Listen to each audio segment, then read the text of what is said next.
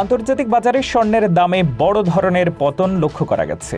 মঙ্গলবার স্পট গোল্ডের দাম আউন্স প্রতি প্রায় ১.১% কমে $৪,৬২৮ নেমে এসেছে, যা গত ৩ সপ্তাহের মধ্যে সর্বনিম্ন। মূলত মধ্যপ্রাচ্যের উত্তেজনা এবং বৈশ্বিক কেন্দ্রীয় ব্যাংকগুলোর সুদের হার সংক্রান্ত সিদ্ধান্তের অপেক্ষায় বিনিয়োগকারীরা সতর্ক অবস্থানে থাকায় এই নিম্নমুখী প্রবণতা তৈরি হয়েছে। বিশ্লেষকদের মতে বর্তমানে শক্তিশালী ডলার এবং উচ্চ সুদের হারের সম্ভাবনা স্বর্ণের চাহিদাকে কমিয়ে দিয়েছে। সাধারণত সুদের হার বাড়লে বিনিয়োগকারীরা স্বর্ণের চেয়ে বন্ড বা ডলারের দিকে বেশি ঝুঁকে পড়েন। চলতি সপ্তাহে federal reserve, European central bank এবং ব্যাংক অফ ইংল্যান্ডের মতো গুরুত্বপূর্ণ প্রতিষ্ঠানগুলো থেকে সুদের হার নিয়ে বড় সিদ্ধান্ত আসতে পারে, যা বাজারের দিক নির্দেশনা ঠিক করে দেবে। স্বর্ণের দাম কমলেও জ্বালানি তেলের বাজারে অস্থিরতা কাটছে না। হরমুজ প্রণালীতে চলমান উত্তেজনার প্রভাবে তেলের দাম ব্যারেল প্রতি $১১০ ছাড়িয়ে গেছে।